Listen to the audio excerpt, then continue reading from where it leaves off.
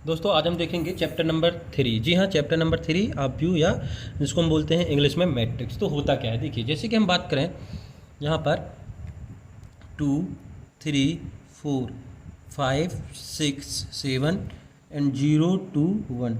तो ये एक आव्यूह है। क्या है? आव्यूह या मैट्रिक्स है। अब इसकी कोटि, अब यहाँ पर से पूरा हम इंट्रोडक्शन बताइए। ये जो आपको लाइन दिख रही है इस तरीके से, ये जो क्षैतिज संख्याएँ दिख रही हैं इसको हम बोलते हैं रो। क्या बोलते हैं? रो, पंक्ति। और ये जो खड़ी लाइनें आपको दिख रही हैं, ये जो खड़ी लाइनें दिख रही हैं इसको हम बोलते हैं कॉलम, कॉलम या स्तंभ, कॉलम या स्तंभ। तो यहाँ पर ध्यान दीजिए कि कितनी रो हैं और कितने कॉलम हैं। तो 1, 2 और 3। जी हाँ, इसको हम इंडिकेट कर देते हैं R1, R2 और R3। और इसको इंडिकेट करते हैं हम C1, C2 और C3।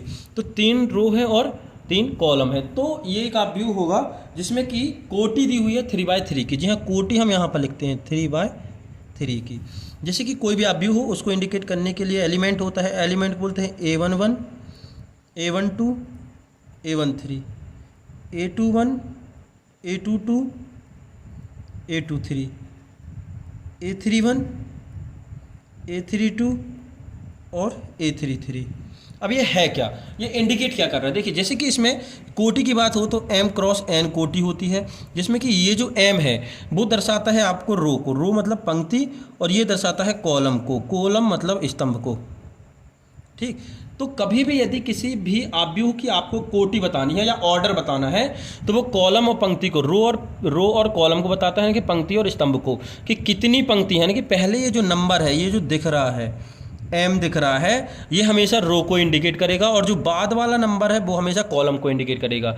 सामने यदि लिखा है कि 4/3 की, 4/3 का एक आव्यूह है या 4/3 का एक मैट्रिक्स है, तो इसका मतलब यह है कि उस आव्यूह में 4 पंक्ति हैं, मतलब 4 रो हैं और 3 कॉलम हैं। कितने हैं? 3 कॉलम हैं। अब ये बनेगा कैसे? जैसे 4 पंक्ति की बात करें, यहाँ पर इसने 4 पंक्ति बोली, तो ये हो गया आपका A11, A21, A31 और A41। तो 3 कॉलम, ये पंक्ति हैं, ये ध्यान दीजिएगा, ये पंक्ति हैं, रो है। तो ये हो जाएगा A12, A13, A22, A23, A32, A33 और A42, A43। तो यहाँ पर ये गौर करने वाली बात है। देखिए ये हो गया C1, ये हो गया C2 और ये हो गया C3, मतलब 3 कॉलम है, 1, 2 और 3। और पंक्ति कितनी है? पहली, दूसरी, तीसरी और चौथी। तो इसको हम बोलते हैं R1, R2, R3 और R4। तो 4 पंक्ति हो गई। तो कहने का मतलब ये है कि ये जो क्षैतिज लाइन या हॉरिजॉन्टल लाइन जो दिख रही हैं ये रो कहलाती हैं, और ये जो वर्टिकल या ऊर्ध्वाधर लाइन जो दिख रही हैं ये कॉलम या स्तंभ कहलाते हैं। और कभी भी कोटि या ऑर्डर की बात आती है यदि आव्यूह में, तो पहला जो नंबर है वो हमेशा रो को इंडिकेट करता है और दूसरा जो नंबर होता है वो हमेशा कॉलम को इंडिकेट करता है। इतना आपको क्लियर है? जैसे कि यदि हम बोलें 2, 3, 5, 6, 3 और 2 कि इसकी कोटि कितनी होगी, इसकी कोटि या ऑर्डर कितना होगा? तो 1, 2, 3, तो 3 पंक्ति हैं, 1 और 2, 2 स्तंभ है, तो 3/2 का हो जाएगा। कितने का हो जाएगा? 3/2 का। इस तरीके से आपको बताना है। अब A11, A12, A13 और इस तरीके से यदि आगे बढ़ता जाएगा ये स्तंभ बढ़ता, A14 हो जाएगा और ये A21। तो यदि हम इसकी बात करें तो ये हो जाएगा आपका A11। यदि हम इसकी बात करें तो देखिए तीसरी पंक्ति में है, किस में है? तीसरी रो में और दूसरे में, तो ये हो जाएगा A32, तीसरी पंक्ति 1, 2, 3 यानी कि तीसरी पंक्ति में है और दूसरे स्तंभ में है, यानी कि तीसरे रो और दूसरे कॉलम में है। इतना क्लियर है? तो इस तरीके से आपको ये चीज़ें जो है दिखनी चाहिए कि यदि इस पूरे में पूछा जाए, इस पूरे आव्यूह में पूछा जाए कि A32 की वैल्यू क्या है, तो A32 आपसे देखते बनना चाहिए। कैसे बनेगा? ये जो 3 है ये हमेशा पंक्ति को या रो को इंडिकेट है, तीसरी रो 1, 2 और 3, और ये कॉलम को, तो दूसरा कॉलम, पहला और दूसरा, तो तीसरी रो और दूसरा कॉलम ये है। तो A32 की वैल्यू हो गई 2। इस तरीके से आपको ये इंडिकेट करता है। तो हम अब पढ़ेंगे कि आव्यूह कितने प्रकार के होते हैं। इन पूरे आव्यूह को हम डिटेल में पढ़ेंगे। उसके बाद हम करेंगे एक्सरसाइज 3.1, जिसमें हमारा यहाँ पर पहला जो आव्यूह है वो है स्तंभ आव्यूह, जिसको हम बोलते हैं कॉलम मैट्रिक्स। तो ऐसा अवयव जिसमें केवल एक कॉलम होता है, जैसे कि 2 3 4 की बात करें तो इसमें केवल एक कॉलम है, तो इसको हम क्या बोलेंगे, स्तंभावयव या फिर से कॉलम मैट्रिक्स। तो इसको हम बोलेंगे कॉलम मैट्रिक्स जिसमें केवल एक कॉलम है। तो इसकी कोटि क्या हो जाएगी, और पंक्ति कितनी है, 1 2 3, इसका हो जाएगा 3 1 1 कोटि, क्योंकि जो सेकेंड है वो कॉलम को इंडिकेट करता है और कॉलम कितना है, केवल एक है, सिर्फ 2 3 4 ये एक कॉलम है। उसके बाद दूसरा है रो मैट्रिक्स जिसमें केवल एक पंक्ति होती है, जैसे लिखा है 2 3 4। तो ये जो आपका कहलाएगा, ये जो अवयव कहलाएगा, ये कहलाएगा आपका रो मैट्रिक्स, क्योंकि इसमें केवल एक पंक्ति है। कितनी, एक पंक्ति है, इसको पंक्ति अवयव है। इसकी कोटि हो जाएगी 1 × 3। 1 × 3 क्यों, क्योंकि एक पंक्ति है और 3 कॉलम है, 1 2 और 3, तो 3 कॉलम हो गया। तीसरा है वर्ग अवयव, ऐसा अवयव या ऐसा मैट्रिक्स जिसमें m और n की संख्या बराबर, मतलब से सीधी सी बात है, रो और कॉलम की संख्या बराबर हो, जैसे कि 2 3 4 और 5। तो ये हो जाएगा वर्ग अवयव या मैट्रिक्स अवयव, क्योंकि इसमें दो पंक्ति हैं और दो स्तंभ है। जैसे कि यदि हम बात करें फिर से 2 3 4 5 3 2 4 3 1, तो ये भी आपका वर्ग अवयव या फिर से स्क्वायर मैट्रिक्स कहलाएगा। क्या कहलाएगा, स्क्वायर मैट्रिक्स, क्योंकि इसमें पंक्ति कितनी है, 1 2 3 और कॉलम कितने हैं, 1 2 3, तो 3 रो और 3 कॉलम है, तो ये हो जाएगा स्क्वायर मैट्रिक्स। उसके बाद हम आगे बढ़ते हैं, सीधी सी बात है, ये जो इसकी कोटि है समान हो जाएगी, जैसे कि ये 3/3 का है, 4/4 का होगा, 5/5 का होगा, 6/6 का होगा। अगला है आपका यहाँ पर विकर्ण अवयव। कौन सा अवयव, विकर्ण अवयव। तो विकर्ण अवयव किसे कहते हैं, विकर्ण अवयव एक ऐसा अवयव है कि विकर्ण के अतिरिक्त अन्य सभी अवयव शून्य होते हैं। विकर्ण समझते हैं आप, डायगोनल। देखिए यदि यहाँ पर ध्यान दीजिएगा, जैसे कि यहाँ पर लिखा है 2 3 5 6, तो ये जो एलिमेंट है, ये विकर्ण या डायगोनल कहलाता है। क्या कहलाता है, विकर्ण या डायगोनल कहलाता है। देखिए ये विकर्ण या डायगोनल, जैसे कि आपने जियोमेट्री पढ़ी होगी तो वहाँ पर रेखागणित में आपने देखा होगा ये कि ये एक रेक्टेंगल है, ठीक है। तो अपोजिट वर्टेक्स को मिलाने वाली लाइन, या फिर से अपोजिट शीर्ष को मिलाने वाली लाइन, ये कहलाती है विकर्ण या डायगोनल बोलते हैं जिसको, विकर्ण या डायगोनल। तो वही बोल रहा है एक ऐसा अवयव, जैसे कि एक अवयव है 2 0 0 3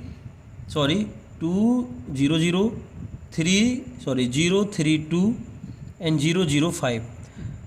तो कहने का मतलब ये है कि इस विकर्ण को छोड़कर, इस डायगोनल को छोड़कर, चाहे कोई सा भी डायगोनल हो, इस डायगोनल को छोड़कर अन्य सभी एलिमेंट 0 होते हैं, तो वह विकर्ण अवयव या डायगोनल अवयव या डायगोनल्स मैट्रिक्स कहलाता है। जैसे कि यहाँ लिखा है 2 0 0 3, तो ये 2/2 का एक वर्ग अवयव है, जिसमें कि ये जो विकर्ण दिख रहा है, ये इसको छोड़कर सभी एलिमेंट क्या हैं, 0 हैं। देखिए सिर्फ विकर्ण को छोड़कर, और विकर्ण ऐसा नहीं है कि इस तरफ बस होगा, ऐसा भी हो सकता है, ऐसा कोई ज़रूर नहीं है। 0 3 5 0, तो ये भी आपका एक विकर्ण या डायगोनल कहलाएगा। तो विकर्ण को छोड़कर ऐसा अवयव जिसमें विकर्ण या डायगोनल को छोड़कर सभी एलिमेंट 0 होते हैं, वो आपका विकर्ण अवयव कहलाता है, या फिर से जिसको डायगोनल मैट्रिक्स भी हम कहते हैं। अदिश अवयव, अदिश अवयव में देखिएगा, अदिश अवयव बहुत ही समझ लो विकर्ण अवयव है, ठीक है। तो अदिश अवयव, ये जो 5वां टाइप है, ये अदिश अवयव स्केलर मैट्रिक्स की। स्केलर मैट्रिक्स में होता क्या है कि इसके जो एलिमेंट होते हैं विकर्ण के, वो एक समान होते हैं। देखिए ये दिख रहा है, ये एलिमेंट जो है एक समान है, इसको हम विकर्ण अवयव बोलते हैं, या फिर से स्केलर मैट्रिक्स हम इसको बोलते हैं। देखिए एक अंतर है कि जब हम विकर्ण अवयव पढ़ रहे थे उसमें क्या था कि स्केलर मतलब से डायगोनल को या विकर्ण को छोड़कर सभी एलिमेंट 0 थे, लेकिन ये कंडीशन नहीं थी कि विकर्ण की सभी एलिमेंट 1 से हों। लेकिन यदि विकर्ण की सभी एलिमेंट 1 से हों और बाकी अवयव या बाकी एलिमेंट 0 हों, तो वो स्केलर मैट्रिक्स कहलाता है। देखिए नेक्स्ट है आइडेंटिटी मैट्रिक्स। तो ऐसा स्क्वायर मैट्रिक्स जैसे कि 1 0 0 0 1 0 एंड 0 0 1, ऐसे स्क्वायर मैट्रिक्स मतलब कोटि जो है उसकी ऑर्डर जो है वो समान होना चाहिए। स्क्वायर मैट्रिक्स, ऐसा स्क्वायर मैट्रिक्स जिसमें डायगोनल की वैल्यू 1 होती है, जो है वो 1 होती है, हमेशा 1 होगी, डायगोनल की वैल्यू 1 होगी। जैसे हम 2/2 का लिखें तो 1 0 0 1, तो ये भी आइडेंटिटी, ये देखिए डायगोनल का मान क्या है, 1 है। तो ऐसा स्क्वायर मैट्रिक्स जिसमें कि डायगोनल की वैल्यू ओनली 1 होती है, वो आइडेंटिटी मैट्रिक्स कहलाता है। अब जीरो मैट्रिक्स वह मैट्रिक्स बोलता है जिसमें सभी एलिमेंट जो है 0 होते हैं। जैसे कि यदि हम बात करें 0 0 0 0, तो ये 2/2 का हो गया, क्योंकि 2 पंक्ति और 2 कॉलम है, 2 रो और 2 कॉलम है, तो ये जीरो मैट्रिक्स हो गया। ऐसे 3x3 का भी जीरो मैट्रिक्स होता है यदि सभी एलिमेंट जीरो हों। जी देखिए, तो इस तरीके से आपने देखा कि 7 प्रकार के यहाँ पर मैट्रिक्स होते हैं। इन्हीं मैट्रिक्सों को यूज हमें क्वेश्चन में या एक्सरसाइज में करना है। तो हम चालू करते हैं exercise 3.1। Exercise 3.1 question number first है, एक मैट्रिक्स है ए। ये देखिए मैट्रिक्स दिया है, ये मैट्रिक्स में इस पूरे एलिमेंट दिए हैं, तो कितनी बाई कितने का है ये आप पहला क्वेश्चन इसमें इस मैट्रिक्स को देखकर आपको ये पूरे आंसर देने हैं। पहला है ऑर्डर ऑफ मैट्रिक्स, यानी कि कोटि क्या है इसकी कोटि क्या है। तो हमें कोटि मालूम है कि कैसे निकालते हैं कि पहले पंक्ति गिनना है, रो गिनना है 1 2 3, तो ये हो गई 3 इंटू, फिर कॉलम गिनना है 1 2 3 और 4, तो ये हो गई कोटि 3/4। ये कोटि हो गई 3/4 पहला।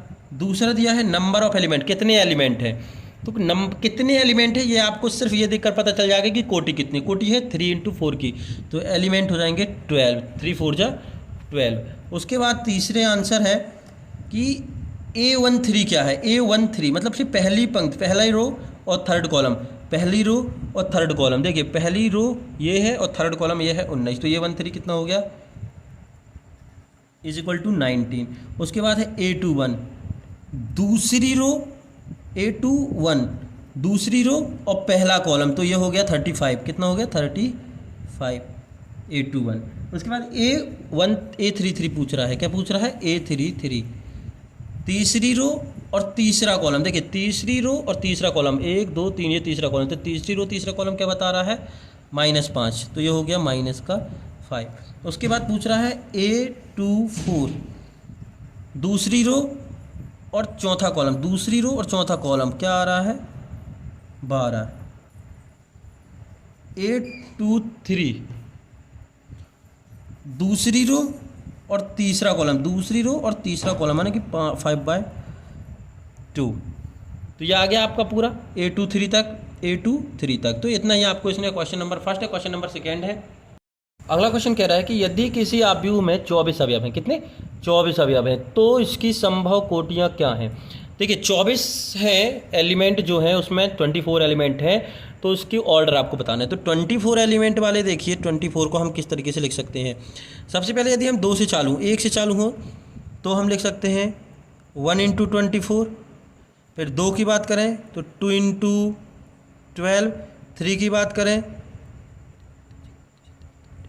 3 × 8, 4 की बात करें तो 4 × 6 लिख सकते हैं कि नहीं। देखो 1 मतलब कि कहने का मतलब यह है कि एक रो होगी और 24 कॉलम होंगे, 2 रो होगी और 12 कॉलम होंगे, 3 रो होगी और 8 कॉलम होंगे, 4 रो होगी और 6 कॉलम। अब 5 की टेबल में तो 24 आता नहीं है, फिर 6 से रिटर्न चलते हैं 6 × 4, फिर 7 के में तो आता नहीं है, 8 के में चलते हैं तो ये हो गया 8 × 3, फिर 9 के में नहीं आता, 10 के नहीं आता, 11 12 के में आता है 12 × 2 और फिर 24 × 1। तो इतनी जो ऑर्डर है या जो कोटि है वो हो सकती है। अब वो कैसे हो सकती हैं वो आप ध्यान दीजिएगा कि ऐसे आपको नंबर निकालने की जिनका मल्टीप्लिकेशन करने पर 24 आए। कितना आए मल्टीप्लिकेशन करने पर 24 आए और फिर वो रिवर्स आएंगे। तो पहला नंबर किसको रो को इंडिकेट करता है और सेकेंड नंबर जो है वो कॉलम को इंडिकेट करता है। तो इस तरीके से ये इतनी कोटि हो गई। अब पूछा कि यदि इसमें 13 अवयव हो, यदि 13 एलिमेंट हो तो 1 × 13 या 13 × 1, 2 ही संभव कोटियाँ या 2 ही ऑर्डर हो सकते हैं। या तो एक रो हो सकती है, 13 कॉलम हो सकते हैं, या 13 रो हो सकती हैं, 1 कॉलम हो सकता है। ठीक, तो ये आपका आंसर। इसके बाद है क्वेश्चन नंबर 3। अगला क्वेश्चन है कि यदि किसी आव्यूह में 18 अवयव, यदि किसी मैट्रिक्स में 18 एलिमेंट है तो इसकी संभव कोटियाँ क्या हैं। यदि इसमें 5 एलिमेंट हो तो क्या होगी। तो 18 और 5 के लिए आपको ऑर्डर बताना है। तो क्वेश्चन नंबर 3 के लिए 18 के लिए देखिए 2 से चालू करते हैं। सबसे पहले तो 1 ही से चालू करते हैं। तो 1 × 18, फिर 2 × 9, फिर 3 × 6, फिर 6 × 3, 9 × 2 और फिर 18 × 1। इतनी जो है ऑर्डर हो सकते हैं 1 2 3 4 5 6। और उसके बाद उसने बोला है यदि इसमें 5 एलिमेंट हो तो 5 के लिए संभव होंगे। यदि 5 एलिमेंट है तो 1 × 5 और 5 × 1, ये 2 ही कोटि बन सकती हैं। या तो एक कॉलम बना लो। देखो कहने का मतलब अब यहाँ अच्छे से समझ लें क्योंकि ये छोटा नंबर है। एक पंक्ति तो ये हो जाएगा A11, A12 या फिर इसे नंबर लिख लें 1 2 3 4 और 5, 5 एलिमेंट हैं तो इस तरीके से बन सकता है। या तो एक पूरी पंक्ति में आ जाएगा और 5 कॉलम हो जाएंगे, 1 2 3 4 5 कॉलम, या फिर 5 कॉलम हो जाएंगे, 5 रो हो जाएंगी, 1 2 3 4 और 5। इस तरीके से भी लिख सकते हैं कि 5 रो हो गई, 1 2 3 4 5 और 1 कॉलम हो जाएगा। तो इस तरीके से इसकी 2 कोटी होंगी और इसी प्रकार से ये जो ऊपर लिखी हुई है इस तरीके से आप इसको लिख सकते हैं। अगला क्वेश्चन है, क्वेश्चन नंबर 4 है कि एक 2x2 का अवयव आपको बनाना है। ठीक है, 2x2 का मैट्रिक्स आपको बनाना है जिसमें कि ए एलिमेंट है, AIJ की रचना कीजिए जिसके जो एलिमेंट है वो इस तरीके से है AIJ का फॉर्मूला दिया है I+J का होल स्क्वायर अपॉन 2। तो हमें एक मैट्रिक्स बनाना है, तो मैट्रिक्स हो जाएगा आपका मान लीजिए A और एलिमेंट हो जाएंगे A11 A12 A21 और A22, क्योंकि इसमें 2x2 का ही बनाना है, इसमें लिखा है कि 2x2 का ही बनाना है। ठीक, तो अब A11 A12 और A21 और A22 आपको चाहिए तभी ना आप इसमें लिख सकेंगे। तो ये फॉर्मूला दिया है, तो जैसे ही हम इसमें पुट करते हैं तो ये हो जाएगा A11 मतलब I की जगह भी 1 और J की जगह भी 1, A11। तो ये I की जगह 1 रखेंगे, फिर J की जगह 1 रखेंगे का whole square upon 2 is equal to 2 का whole square upon 2 is equal to 4 upon 2 is equal to 2। उसके बाद A12 चाहिए, तो I की जगह 1 और J की जगह 2 का होल स्क्वायर अपॉन 2, तो ये हो गया 3 का होल स्क्वायर अपॉन 2, ये हो गया 9/2। इसके बाद निकालना है A21, I की जगह 1, देखो AIJ दिया है मतलब पहला बिंदु जो रखेंगे वो I होगा, तो A21, तो I की जगह क्या रखेंगे 2, इसकी जगह 1 का होल स्क्वायर अपॉन 2, तो ये हो गया 3 का whole square upon 2 is equal to 9/2। आगे बढ़ते हैं A22, क्या चाहिए A22 चाहिए है, तो 2 + 2 का whole square upon 2 is equal to 4 का whole square upon 2 is equal to 16 upon 2, और ये कैंसिल हो गया 8 टाइम, 2 8 जा 16। तो आपके पूरे एलिमेंट आ गए, तो आपका जो आप व्यू या मैट्रिक्स बना है वो बना है 2 9/2 9/2 8, ये आपका आंसर।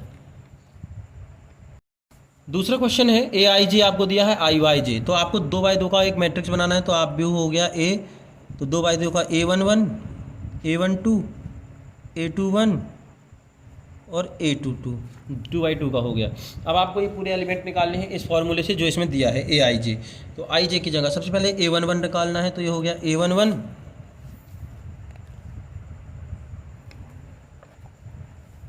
A11, ठीक है A11। अब ये A11 निकालने का 1/1 इज इक्वल टू 1, फिर निकालना है A12, I की जगह 1 रखना है और J की जगह 2, तो 1/2 ही रहेगा।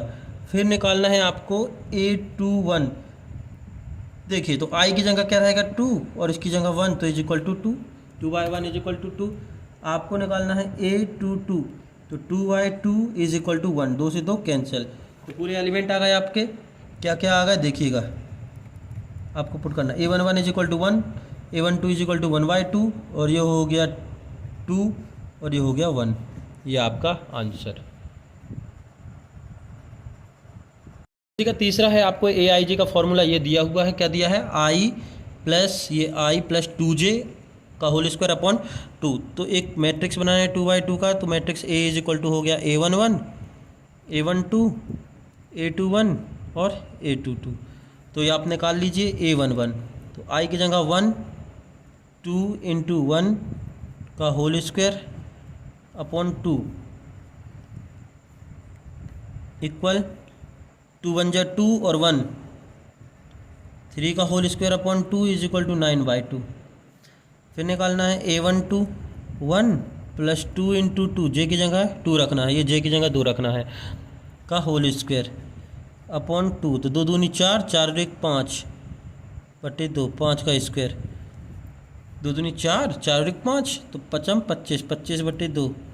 उसके बाद निकालना है A21, भाई A21 निकालना है, तो A21 मतलब का है कि ये 2 + 2 × 1, J का मान 1 है अपॉन 2, तो ये हो गया 2 और +2 का होल स्क्वायर अपॉन 2, 2 + 2 4 का स्क्वायर हो गया 16, 16 बटे 2 इज इक्वल टू 8, ये कट गया। ठीक, उसके बाद निकालना है आपको A22 मतलब 2 + 2 × 2 का होल स्क्वायर अपॉन 2, तो ये हो गया आपका 2 दूनी 4, 4 और 2 6 का whole square upon 2 is equal to 36 upon 2 is equal to 18। तो ये चारों एलिमेंट आ गए, चारों एलिमेंट आ गए, तो आपको इसे पुट करना है। देखिए A11 कितना आया 9/2, A12 कितना आया 25/2, A21 कितना आया 8, A22 आया 18। ये आपके आंसर। क्वेश्चन नंबर 6 है एक्स वाई जेड के मान आपको निकालने हैं। 2 मैट्रिक्स दिए हैं, ये पहला है और ये दूसरा है। तो सबसे पहले बात तो ये है कि अवयव जो होते हैं बराबर हैं। ये अवयव ये सभी के बराबर है, ये बराबर का साइन लगाए तो अवयव बराबर है, अतः संगत अवयव भी बराबर होंगे। Corresponding element are equal. जी हाँ, कि यदि मैट्रिक्स सेम है या मैट्रिक्स इक्वल है तो उसके करस्पॉन्डिंग जो वैल्यू होंगी वो भी जो है समान होंगी। करस्पॉन्डिंग वैल्यू का मतलब वो है कि 4 इस स्थान पर तो इस स्थान पर दूसरे अवयव में क्या है। जैसे कि 4 की जगह यहाँ पर y है, 3 की जगह क्या है z है, x की जगह 1 है और 5 की जगह 5 ही है। तो ये होते हैं करस्पॉन्डिंग एलिमेंट या फिर संगत अवयव। तो संगत अवयव बराबर होंगे, अतः हम लिख सकते हैं ये देखिए ये 4 बराबर y, 4 बराबर y, इसको लिख सकते हैं 3 बराबर z, ये हो गया x बराबर 1। तो x y z तीनों के मान आ गए, यह हो गया आपका आंसर। अगला क्वेश्चन है, देखिए इसी का सेकेंड है। पहला है x + y 2 y + z और x y बराबर 6 2 5 8। तो इसमें भी क्या है, इसमें आपको क्वेश्चन में पहले से दिया है कि ये दोनों जो अवयव हैं बराबर है, तो इसके हम मान लेंगे कि इसकी करस्पॉन्डिंग एंगल भी सेम होंगे। तो हम यहाँ पर लिखते हैं, तो ये हो जाएगा आपका x + y = 6, इसको नाम दे दिया समीकरण नंबर 1। फिर इसके बाद दिया है 5 + z, ये देखिए ये दिया है x y = 8, इसको नाम दे दिया इक्वेशन नंबर 2। फिर दिया है ये 5 + z = 5, 5 + z = 5 उसी स्थान पर है, तो z = हो जाएगा 5 - 5, ये प्लस का 5 इस तरफ गया तो 0, तो z = हो गया आपका 0, z = 0। अब यहाँ पर ध्यान दीजिएगा इक्वेशन फर्स्ट में और इक्वेशन सेकेंड में। तो इक्वेशन फर्स्ट से हम या तो यहाँ पर सब्स्टिट्यूशन अर्थात प्रतिस्थापन विधि से x की वैल्यू y की टर्म में निकाल लें या y की वैल्यू x की टर्म में निकाल लें। तो by equation first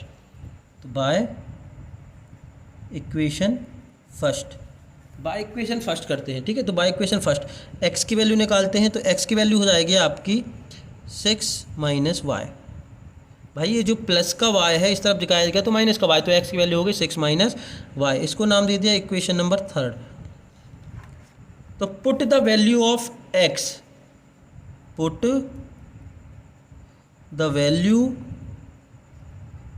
x, x का मान x इन इक्वेशन सेकेंड। समीकरण नंबर 2 में x का मान रखने पर, जब हम x का मान रखेंगे, देखिए x का कितना यहाँ पर, ये क्या है हमारा समीकरण नंबर 2 xy, तो x की जगह रखेंगे 6 - y, क्या रखेंगे 6 - y, और ये हो गया y, तो y = कितना दिया है 8, तो x y दिया था, x की जगह 6 - y रख दिया है, तो ये मल्टीप्लिकेशन करेंगे तो हो जाएगा 6y - y² = 8। तो ये पूरा का पूरा इक्वेशन, इस पूरी की पूरी टर्म को उठाकर राइट हैंड साइड में ले जाएंगे, तो ये हो जाएगा आपका y² - 6y और प्लस का 8 = 0। देखिए इस y को राइट हैंड में ले जाएंगे तो प्लस हो जाएगा और ये प्लस वाला उठ के जाएगा तो माइनस का हो जाएगा, तो यही हुआ है। अब देखिए यहाँ पर आपका मिल गया क्वाड्रेटिक इक्वेशन या वर्ग समीकरण, तो अब आपको इसको फैक्टर में तोड़ना है, ठीक है। तो हम इसको तोड़ लेते हैं, तो ये हो गया। आप यदि फैक्टराइजेशन पढ़ना है तो आप इसकी 10th क्लास में 4था चैप्टर आप देख लीजिएगा, तो आपको अच्छे तरीके से समझ में आ जाएगा। दोस्तों यदि आपको इस पूरे सॉल्यूशन की, पूरी एक्सरसाइज की यदि आपको PDF चाहिए तो हमारे टेलीग्राम चैनल को जरूर ज्वाइन करें, जिससे कि आपको जितना भी यहाँ समझाया जाएगा आपको उसकी PDF टेलीग्राम चैनल पर दे दी जाएगी। ठीक है, देखिए तो वाई स्क्वायर, अब इसको तोड़ना है, किस में इसको तोड़ना है, फैक्टराइजेशन करना है, गुणनखंड विधि के द्वारा हल करना है। तो ये हो जाएगा आपका 4y minus 2y plus 8 is equal to 0। इन दोनों से देखिए y कॉमन आ जाएगा तो ये बचेगा y माइनस 4, इन दोनों से माइनस का 2 कॉमन आ जाएगा तो ये बचेगा y minus 4 is equal to 0। फिर से y माइनस 4 कॉमन आ गया, यहाँ भी है और यहाँ भी है, तो यहाँ बचा y माइनस 2। फैक्टराइजेशन मेथड आप अच्छे तरीके से देख लीजिएगा। तो y की वैल्यू आ गई आपकी 4 और 2। y की वैल्यू कितनी आ गई, 4 और 2। जब y की वैल्यू आपकी 4 और 2 आई है तो x की वैल्यू क्या होगी, देखिए x क्या है आपका, इक्वेशन है बाय इक्वेशन थर्ड। x दिया है आपको 6 माइनस वाई, तो when x is equal to 4, when y is equal to 4, when y is equal to 4, तो x इज इक्वल टू हो जाएगा 6 minus 4 is equal to 2, when y is equal to 2। जब आप y का मान 4 रखोगे तो x के मान 2 आएगा, और जब आप y का मान 2 रखोगे तो x का मान आपका आएगा 6 माइनस 2 इज इक्वल टू 4। तो आपके मान आ गए हैं x, y और z। z का मान तो 0 है, x का मान यदि आप कितना रखते हैं, यदि x का मान आएगा आपका ये, y का मान यदि 4 रखते हैं तो x का मान आ गया 2 और 2 मान आए हैं, है ना। यदि y का मान 2 रखते हैं तो x का मान आ गया 4 और z का मान 0। तो ये आपके आंसर। इसी का अगला क्वेश्चन है, ये दोनों मैट्रिक्स जो हैं, ये दोनों अवयव जो हैं आपस में बराबर है, तो इनके करस्पॉन्डिंग जो एलिमेंट होंगे वो भी बराबर होंगे, संगत अवयव बराबर होंगे। तो हम इसको संगत अवयव बराबर लिखते हैं, तो ये हो जाएगा x plus y plus z is equal to 9, equation number first. x plus y plus z is equal to 9। फिर है x plus z is equal to 5, equation number second. y plus z is equal to 7, equation number 3। आपको x, y और z की value find करनी है। देखिए x plus Z, इसको एक साथ लिख लीजिए, तो ये हो जाएगा y plus x plus z is equal to 9। तो ये x प्लस जेड हो गया, x प्लस जेड, यहाँ लिख दीजिए चाहे तो y, इक्वेशन फर्स्ट। समीकरण नंबर 1 से हमने जो है y को आगे लिख लिया, तो x प्लस जेड, तो x प्लस जेड बराबर 9। तो y plus x plus Z की वैल्यू दी है 5, तो ये हो गई 5 बराबर 9। तो y बराबर 9 माइनस 5 इज इक्वल टू 4, तो y बराबर आ गया 4। तो यह आ गई आपकी y की वैल्यू। अब देखिए इस y की वैल्यू को समीकरण नंबर 3 में रख दीजिए, तो ये हो जाएगा y प्लस जेड बराबर 7, तो y बराबर 4, 4 प्लस जेड बराबर 7, तो z बराबर 7 माइनस 4, ये प्लस का 4 इस तरफ गए तो माइनस का 4 और 7 में से 4 गए तो 3, तो ये हो गया z बराबर 3।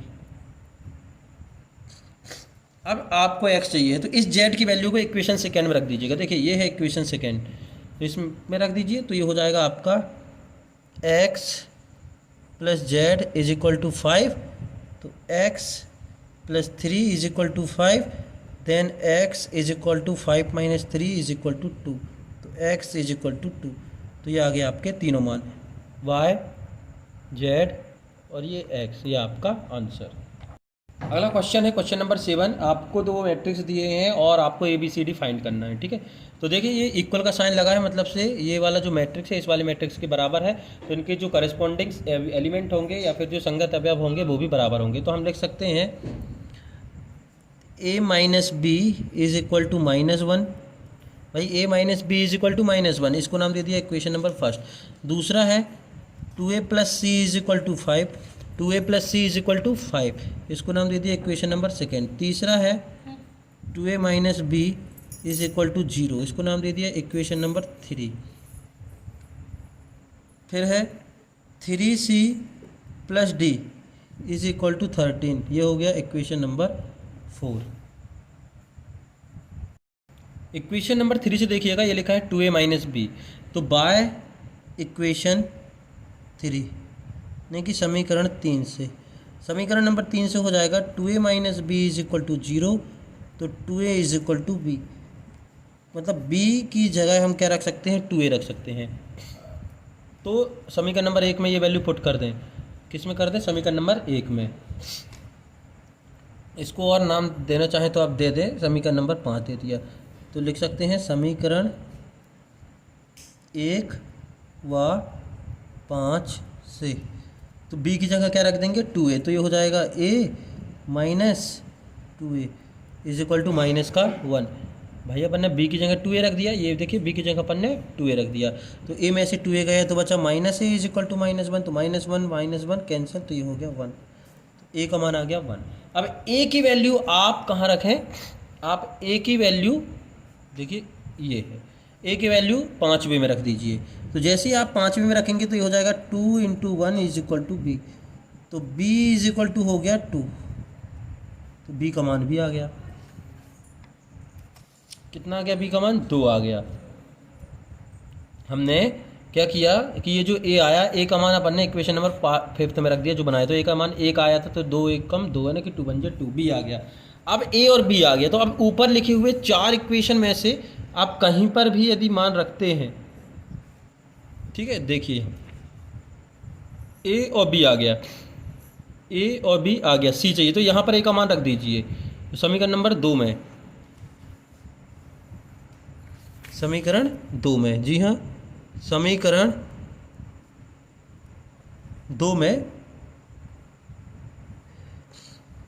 a का मान रखने पर, समीकरण नंबर 2 में a का मान, 2 में a का मान, a का मान रखने पर, तो 2 क्या है, 2a + c बराबर 5 है, तो a का मान अपना आया है 1, तो 2 × 1 धन c बराबर 5, तो c बराबर 5 - 2, तो c बराबर 3, c बराबर 3। अब c का मान आप कहाँ रख दें, समीकरण नंबर 4 में, तो ये हो जाएगा 3c + d बराबर 13, तो 3 × 3 + d इज इक्वल टू 13, तो d बराबर 13 - 9, तो 13 में से 9 जाएगा तो बचेगा 4। तो आपके सभी मान आ गए हैं। देखिए क्या क्या आए हैं, a का मान 1, b का मान 2, c का मान 3 और d का मान 4, ये आपके आंसर। क्या अगला क्वेश्चन है, ऑब्जेक्टिव टाइप में है, 8वां। a is equal to AIJ m × n एक वर्ग आव्यूह है, यदि वर्ग आव्यूह कब होता है, अभी हमने आपको स्टार्टिंग में बताया था कि वर्ग आव्यूह या स्क्वायर मैट्रिक्स कब होता है, जब m और n का मान बराबर होता है। जी हाँ, जो पंक्ति रो और कॉलम की जो वैल्यू होती है वो इक्वल होती है, यानी कि यदि 3 रो है तो 3 कॉलम होना चाहिए, तो आपका आंसर हो जाएगा ये m is equal to n। भाई उसने पूछा है कि वर्ग आव्यूह कब होगा, तो m और n रो और कॉलम जब बराबर होंगे, रो और कॉलम जब बराबर होंगे, जैसे कि ये लिखा है 2 × 2 3 और 3 2, तो देखिए 2 रो है और 2 कॉलम है, तो ये स्क्वायर मैट्रिक्स कहलाएगा। तो आज के लिए इतना ही, फिर हम देखते हैं अगली वीडियो में अगली एक्सरसाइज। दोस्तों यदि आप चैनल पर पहली बार हैं तो आप चैनल को सब्सक्राइब करें। PDF के लिए आप हमारे टेलीग्राम चैनल को ज्वाइन कर सकते हो, उसमें आपको हिंदी मीडियम इंग्लिश मीडियम दोनों के सॉल्यूशन मिल जाएंगे।